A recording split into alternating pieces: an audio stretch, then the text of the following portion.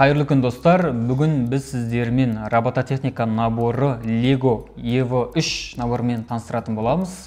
Бұл Lego наборын таныстыратын қасымдағы әріптесім халықаралық республикалық конкурстардың жеңімпазы осы робототехника жобасы бойынша Есенбек Құрбанәлі мырза, және бұл кісі бізде Дарын онлайн жобасында Lego робототехника Arduino курстарының авторы. Бүгінгі видео сабақта ол сіздерге осы набор жайлы қысқаша түсіндіретін болады, және бұл Легоның қолданысы туралы қысқаша айтатын болады. Құрметті Құрбанәлі мырза, бұл жерде осы жоба Легоның набор туралы қысқаша таныстырып берсеңіз, бұны қайда қолданады және қанша жастан бастап оқушылар бұны пайдалана алады? Сұраққа рахмет. Жалпы қазіргі таңда мектептерде робототехника дейтін кружок көп пайда болған. Көбісінде 3-ші класс немесе 4-ші класстан 11-ші классқа дейін жас ерекшелікке байланысты набор бөліне бастайды. Соның ішінде 4-ші класс пен 6-ші классқа дейін бізде Lego EV3 дейтін осы набор беріледі. Бұл стандартты набор. Бұл робототехника набор негізгі қызметі ол оқушылардың ойлау қабілетін арттыру және де электроника және инженерия мамандығына даярлау болып табылады. Бұл набор оқушы үшін өте пайдалы. Бұл жерде ешқандай артық әрекеттер орындалмайды, барлығы бізге беріледі. Наборды көп жағдайда 6-шы сыныпқа дейінгі балдармен қолданса болады. Набордың өзінің сыртында қай детальдар қанша штук қай жерде берілгені және қай ящикқа салынатыны анықталады. Әрбір ящикта өздерінің орындарына сай аттарын аталып белгіленеді. Мысалға балкалар, контакттар, штифттар деп аталынады. Және оның ішінде бізде негізгі Lego наборының негізгі компоненттер берілген. Батырмалар, негізгі гусеницалар, USB-лар деген сияқты. Және де белгілі бір әрбір Lego наборына арнайы конструкция беріледі. Соған байланысты бірінші өзі конструкция қарап робот жинауға болады. Одан кейін, оны үйренгеннен кейін өзінің ойындағы роботын жинап, және оған бағдарлама жазса болады. Осы әрбір конструктор жайлы қысқаша мұндағы көрермендерге айтып түсіндіріп жіберсеңіз. Бұл жерде негізгі байланыстарда ешқандай артық әрекет жоқ, себебі бұл жерде баланың өзінің логикасына байланысты құрастырылады. Бұл құрастырылады жалпы өзі 6-ға ғана бөлуге болады. Олар гусеницалар деп аталынады, яғни тісі барлардың барлығы гусеница деп аталынады.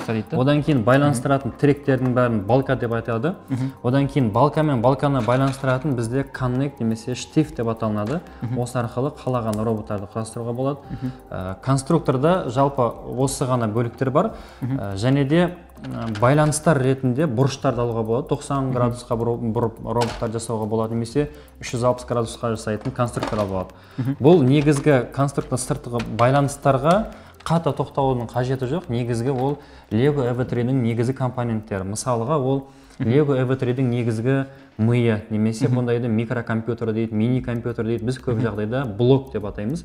Бұның бір жақсы қасиеті, артық батарейка салмаймыз, зарядтала береді. Қалаған уақытта заряд өліп қалса, қайтадан зарядтап жұмыс жасай беруге болады. Барлығы осы жерде жасалынады.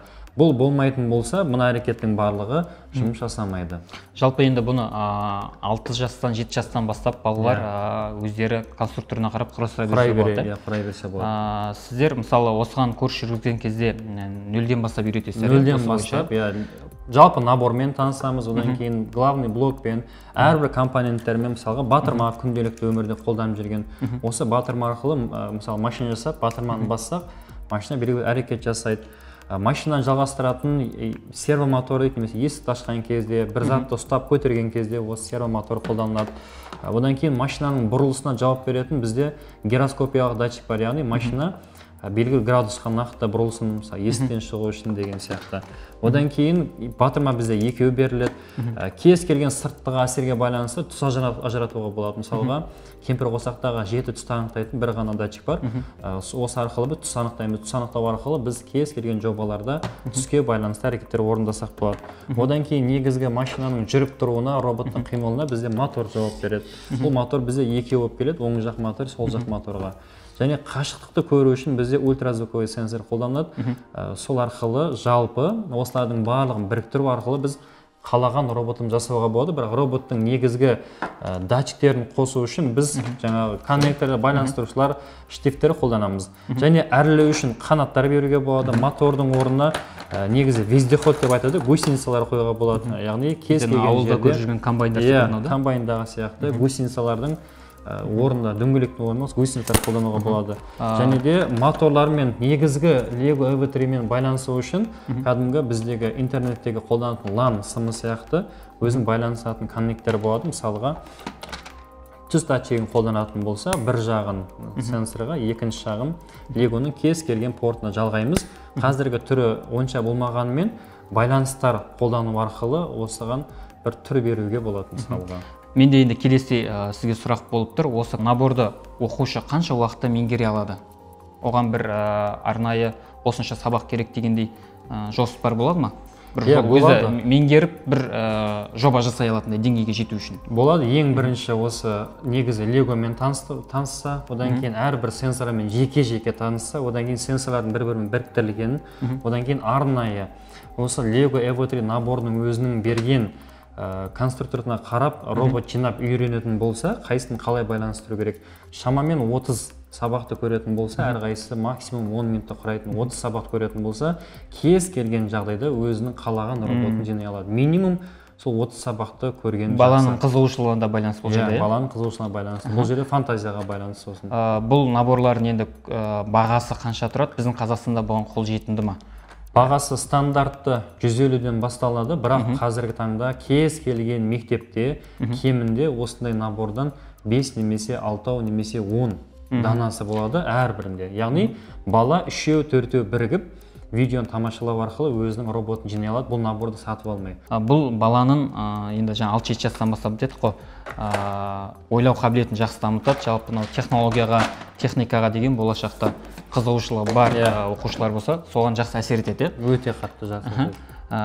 Сіздер мысалы осыған жарыстарда қандай наборлар жасайсыз? Қанша жарыстарға бардыңыздар? Жарыста өз оқушының жасына байланысты болады. Егер бастауыш осы Lego EV3 наборы болатын болса, онда робот спорттарға қатысқаны өте тиімді. Себебі робот спортта арнайы өзінің ережесі болады. Роботтар төбелестіреді, роботтарды линиямен жүргізеді, жылдамдыққа жүргізеді, немесе бір арқан тартыс ететін роботтар бар. Жалпы қазір ережелер өте көп. Соның барлығына 7-8 сыныпқа дейінгі балдар осы робот спорт бағытында жасаған дұрыс. Және де біздің осы дарын онлайн сабағында берілетін сабақтарда біз робот спортқа кеңінен тоқталғанбыз. Сумо деген қалай болады, қалай төбелесу керек, кегелеринг деген қандай, линиямен қалай жүреді, жалпы осы бағыттарға жеке тоқталғанбыз. Егер сол видеоны жақсылап көретін болса, жарыстардан оңай жеңуге болады. Қазіргі бәріміздің жарыстағы, мен қанша жарысқа барып жүрмін, сол жердегі проблемамыз біздің бағдарлама жазуды. Яғни робот құралды, бала фантазиясымен құрады, бірақ код жазғанда қиналып жатады. Сондай шешімді табу үшін біз арнайы видеода жеке-жеке бағдарламаны қалай жазады, солай шештік. Яғни сіздер курста балаға басынан бастап, нөлден бастап барлық үйретесіздер, программа жазуға дейін. Программа жазуға дейін. Мысалы, ол бала 5-6 класс оқиды, бірақ ол әлі 7-8 программасын білмейді. Сіздер бірақ оны алдын ала үйретіп дайындап қоямыз. Дайындап қойсыздар, программаға деген болып. Маған қазір сіз мына қолыңызда ұстап отқан техника өте қызық болып тұр. Бұл қандай жоба, қандай функция атқарады? Қарасам, менің көз алдыма тек машина ғана елестеп тұр. Бұл қалай жүреді, қалай іске қосады, осының туралы қысқаша түсіндіріп берсеңіз? Стандартты негізі басқаратын главный блок, және қазір бізде 2 моторы берілген, алға және артқа жүретін, және алдында ультразвуковой датчик берілген, яғни осы арқылы кедергіні көруге болады. Осы арқылы өзінің бағытын бағады. Өзінің бағытын, алдынан кедергі шығатын болса, айналып өту, енді ол ережесіне байланысты. Ал қазір біз сізбен ең оңайы осы машинаны қашықтықтан, яғни смартфонмен басқарып көрейік. Кез келген смартфонмен басқарып көруге болады. Қазір бізде машинаның конструкциясы негізі дайын тұр десек те болады. Егер қазір үстіне қоятын болса, біздің негізгі машинамыз құралып болады. Негізі қаңқасы жасалынып Негізі қаңқасы алдын ала жасалынып қойған. Бұндай қаңқаны жасау, егер бала осы сабақты көретін болса, 5-6 сабақтан кейін-ақ өзінің қалаған роботын жасай алады. Енді қарайтын болсақ, біздің сол жақ моторымыз берілген, сол жақ моторды да егер Легоға салмайтын болса, оны басқара алмаймыз. Мысалы, қазірше Б-ға жалғайық. Және бізде оң жақ мотор берілген, ол міне тұр. Оны біз С-ға жалғайық. Яғни Б деген сол жақ моторды, С деген оң жақ моторды басқарсын бізде. Және де бізде көз берілген, яғни ультразвуковой датчик, оны цифровой пиндарға жалғаймыз, яғни шамамен 2-ге жалғап көрейік, немесе 1-ге, ол қатты маңызды емес. Жалпы легоны олардың барлығын курстарда үйретесіздер. Курста жеке көрсетеміз. Легоны қосу үшін ортаңғы батырма 2 секунд басса, лего шамамен бір 15 секундта қосылады. Қазір конструкциясы жақсы болу үшін оның жанына тағы да бір тіреу қойық. Бізде қосылды, Бізде уже лего қосылып қойды. Неге енді? Лего қосылды, кез келген смартфон арқылы оны қосып жүргізуге болады. Мысалы кез келген смартфонмен ол iOS болуы мүмкін, Android болуы мүмкін. Қазір барлық бала біледі, Android және iOS. Bluetooth арқылы басқаруға болады. Қазір Bluetooth'ды қосып көреміз. Рұқсат береміз. Және екеуін байланыстырамыз. Қазір байланыс бар болатын болса, бізде Lego EV3 деген бөлім пайда болды, мінекей пайда болды. Осыны таңдаймыз. Бұның барлығы сабақта жеке-жеке көрсетіледі. Қандай бағдарламамен қалай басқарған дұрыс. Play батырмасын басатын болсақ, мінекей қазір робот менімен байланысты деп белгі беріп тұр. Қазір біз алға артқа жүргізсек, роботымыз шектен шығып кетуі мүмкін. Сол үшін солға оңға батырмасын басқарып берейік. Солға бассақ, бір орында солға айнала береді, тоқтатқанға дейін. Тоқтатамыз және де оңға басамыз. Енді өзіңіз басқарып көрсеңіз. Так, маған да қызық болып тұр осы. Так, енді бізде оңға. Қызылмен тоқтатасыз. Қалай тоқтатамыз? Қызылмен тоқтатамыз да? Алға артқа да жүргізуге болады, немесе белгілі бір градусқа беруге болады. Бұл жай ғана дайын роботты ешқандай бағдарлама жазбай, істеп тұрған, істемей тұрған тексеру үшін осы мобильдік қосымшамен де. Сіздер жарыстарда осындайлардың барлығын программасын жазып, үлкен жобалар жасайсыздар да? Осының барлығын балаларға үйретесіздер да? Балаға үйретеміз. Енді менде келесі сұрақ болып тұр. Енді қазір мектептерде жаңа өзіңіз айтып өттіңіз, барлық қамтылған дедіңіз, бірақ меніңше мамандар жетіспейтін сияқты сіз секілді. Сіз қазір өзіңіз Шымкент қаласында қанша балаға сабақ беріп жатсыз? Қазіргі таңда Шымкент қаласында арнайы осы робототехника курсымыз бар. Ол жерде 50-ден астам оқушы мектептен кейін келіп қосымша ретінде қатысады. Ол жерде оқушы жасына байланысты 6-шы класстан жоғары болатын болса басқа набор Arduino деп аталынады. Ол да бізде Дарын онлайн сабағында қолданылады. Барлығы бар да? Барлығы бар. Одан төмен оқушылар болатын болса Lego EV3 мен жалпы робототехника туралы курс өтеміз. Мамандарға келетін болса, әрине бұл жаңа бағыт болғаннан кейін, біздің Қазақстанға енді келіп жатқаннан кейін мамандар аса аз, бірақ уақыт өте келе жарыстардан байқайтынымыз қазір мамандардың саны көбейіп келе жатыр, және де маман көбейген сайын жарысқа қатысатындар өте көп. Демек, әрбір жарысқа қатысқан сайын бізге жақсы бағдарлама жазу керек, және жарыстарда жеңетін бағдарлама жазу керек. Даму үстіндесіздер да? Даму үстіндеміз.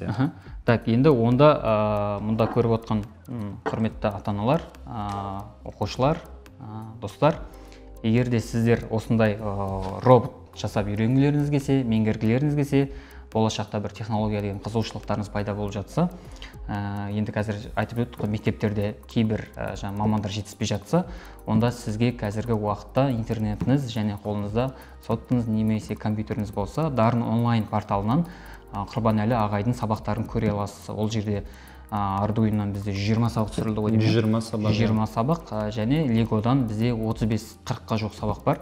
Бағасы бар жоғы 5000 теңгенің маңайында. Алып пайдалансаңыз болады. Егер Шымкент қаласында болсаңыз, Құрбанәлі ағайдың сабағына қатыссаңыз болады. Біз төмендегі видеоға барлық ақпараттарды тастайтын боламыз. Сіздерге үлкен рахмет. Назарларыңызға рахмет.